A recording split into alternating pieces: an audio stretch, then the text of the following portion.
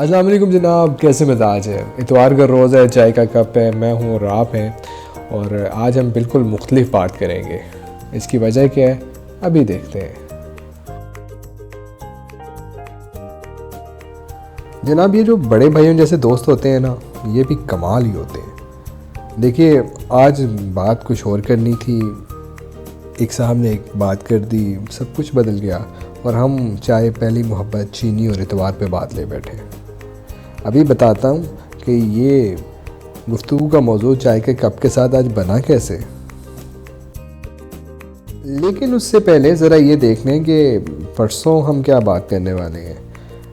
इन साहब को तो आप जानते ही होंगे, KFC को भी आप जानते होंगे, खाया भी बहुत दफ़ा होगा।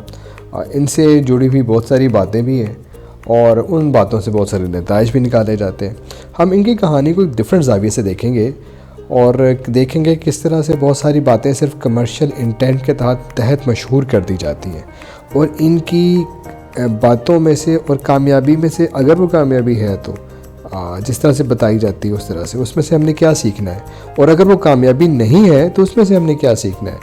तो ये इंशाल्लाह परसों चाय के कप के साथ इंशाल्लाह इस पे बात करेंगे। और अभी आते हैं वापस अपने आज के टॉपिक के ऊपर। कुछ लोग वक्त गुजरने के साथ साथ बूढ़े नहीं जवान होते हैं और हमारे स्लिमी भाई भी कुछ ऐसी किस्म के लोगों में से हैं। सुबह फेसबुक खोली तो उस पर स्टेटस लगा हुआ था कि जनाब, शायद चाय में मौजूद चीनी का भी दिल होता है।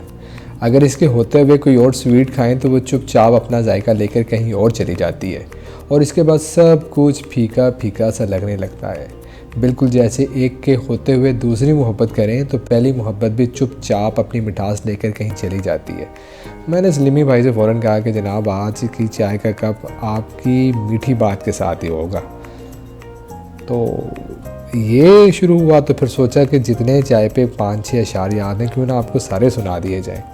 तो आज चाय के साथ शायरी का मज़ा लीजिए और इतवार एंजॉय कीजिए।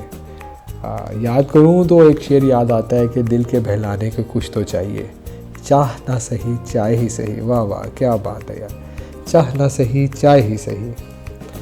और याद करें तो केतली पे निगाह उनकी हो, कैसे चाय का फिर ना दम निकले। वाह, क्या कमाल है यार, शेर है ना।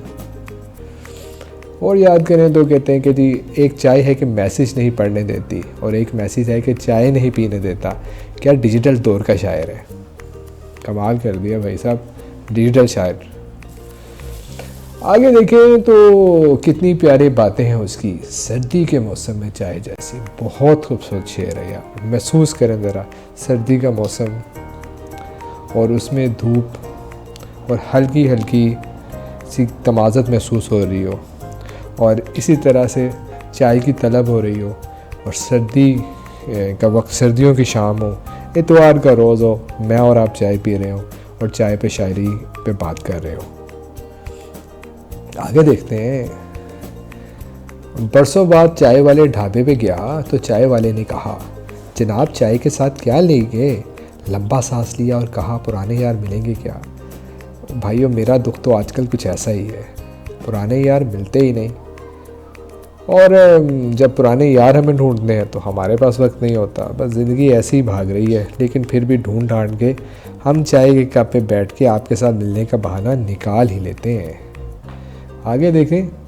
सभी सवालों का जवाब लाया हूँ, अहले गम बैठो मैं चाय लाया हूँ। वाह वाह, ये तो हमारी चाय के बारे में कहा है, लगता है किसी ने, कि हमारे चाय के कप पे बात हुई है कि सभी सवालों के जवाब लाया हूँ, अहले गम बैठो मैं चाय लाया हूँ।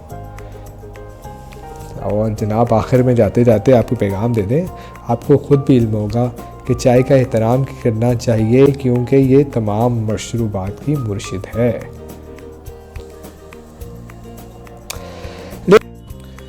मेरे वो दोस्त जो इसके लिए जिन्होंने रजिस्ट्रेशन करवाई है, मैं उनको बताता चलूँ कि उनको ईमेल्स मिलना स्टार्ट हो जाएंगी। 5 दिन हम इकट्ठे काम करेंगे।